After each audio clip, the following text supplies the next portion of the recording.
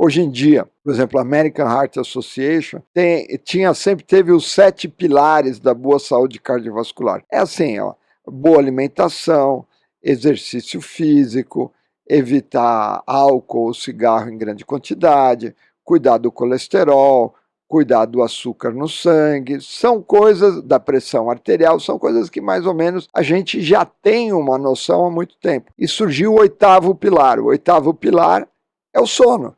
A gente nota, né, que dormir pouco ou dormir mal pode aumentar o risco, inclusive, de doença cardiovascular, acidente vascular cerebral. Então, o sono é o 8º pilar da boa saúde cardiovascular. Então, a gente precisa colocar na pauta a questão do sono. Essa é a grande revolução, eu acho, do século XXI. Né? Legal, que bom. Quem dorme pouco, mas se sente bem, está iludido. Você dorme, mas será que se recupera? Comenta, por favor. Essa é uma pergunta excelente. O que acontece é que a quantidade de sono que a gente precisa é variável de pessoa para pessoa, de fase da vida para fase da vida, mas na média nós somos uma sociedade privada de sono. Os estudos epidemiológicos que mostram a variação na população, então aí considerando a população homogênea, o ideal em termos de risco cardiovascular é em torno de 7 a 8 horas. O ponto de inflexão é 6 horas. Quem dorme menos do que 6 horas começa a ter maior risco de ter doença cardiovascular e de ter problema. E quem dorme demais também, isso é curioso, acima de 9 horas, também está associado a problema. Talvez porque não seja uma relação de causa e efeito, mas um marcador de que a pessoa está doente, que está deprimida ou que está alguma outra coisa em relação aos que dormem demais. Na média, nós somos privados de sono.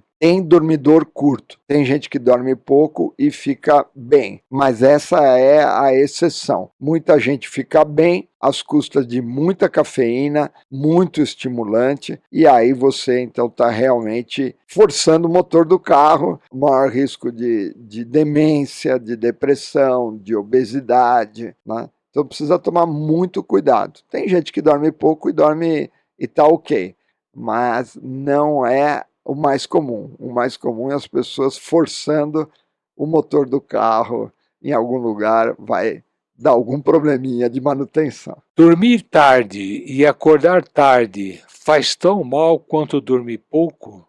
Essa é uma boa pergunta. Depende do cronotipo. O cronotipo é determinado, inclusive, geneticamente. 70% a 80% da população são flexíveis. Por exemplo, se a gente arranjar um trabalho mais cedo, você vai se adaptando, começa a dormir mais cedo e acorda mais cedo, o teu horário vai se adaptando.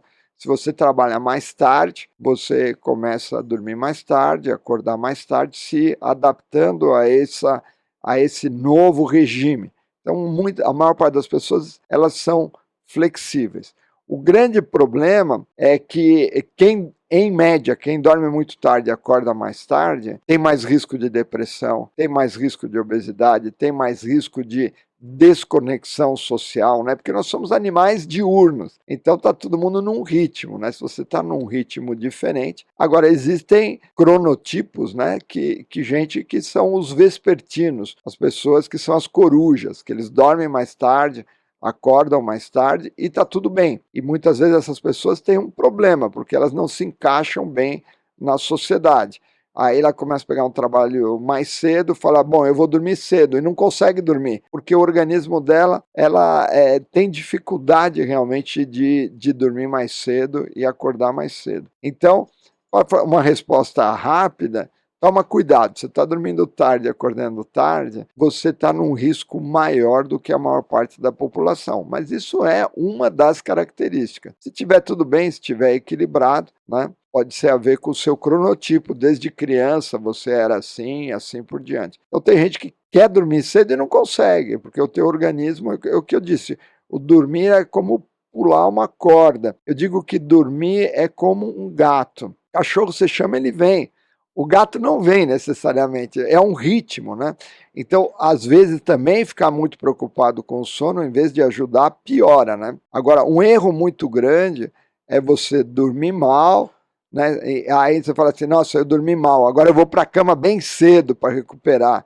Se você for para a cama sem sono, isso é um ticket carimbado para dar tudo errado. Ou então a pessoa acorda, fica meio sonolenta e fica cochilando durante o dia, fica até mais tarde na cama. Isso você está dizendo para o seu organismo, ó, a cama é um lugar para você ficar fritando aqui, né? Então a gente precisa ter aquela energia, né? Eu fico encantado com o Carlos, que tem assim um ritmo muito forte, né? E eu acho que tem a ver com disciplina, né? Tem a ver com Disciplina, disciplina. muita.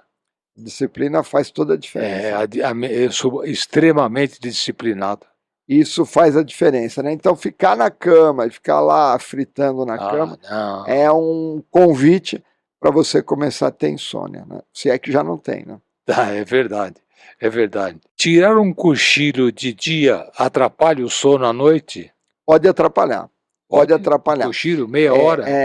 Existe uma coisa que a temperatura corporal ela se correlaciona com a sonolência. Então a temperatura corporal à noite, principalmente no meio da noite, ela cai. É aquele horário que você tem uma sonolência muito grande, você está numa balada, você está trabalhando muito tarde, tem uma hora que você sente mais frio e tem muita vontade de dormir, onde existem os grandes acidentes, foram erros que aconteceram sucessivamente naquele horário entre 3 e 5 da manhã. A temperatura cai, você tem mais sonolência. Quando você acorda no meio da noite, puxa mais um cobertor, mesmo num dia que não esteja frio, é porque você está nesse ritmo. E depois do almoço, a temperatura corporal cai também. E se você comer muito, a temperatura corporal cai um pouco mais. Então é um convite da nossa fisiologia para dar uma cochilada, né? Existem várias técnicas. O ideal, muita gente fala que o ideal é não dormir mais do que 20 minutos. Por quê? Para não entrar em sono profundo. Porque se você entra em sono profundo, você tem mais chance de ter a inércia do sono. O que é a inércia do sono? Você vai dormir à tarde, em vez de ficar melhor, você fica meio sonolento, meio cansado, né? Então, se você está tirando o cochilo à tarde e está conseguindo dormir bem à noite, tudo bem. Existe a possibilidade de, em vez da gente ter um sono monofásico só à noite, fazer um sono bifásico. Os monges, por exemplo, fazem muito isso. Eles acordam 4 da manhã para meditar, para fazer orações, e depois do almoço dão uma dormidinha de um tempo para recuperar um pouco aquele sono. Existem vários padrões, né?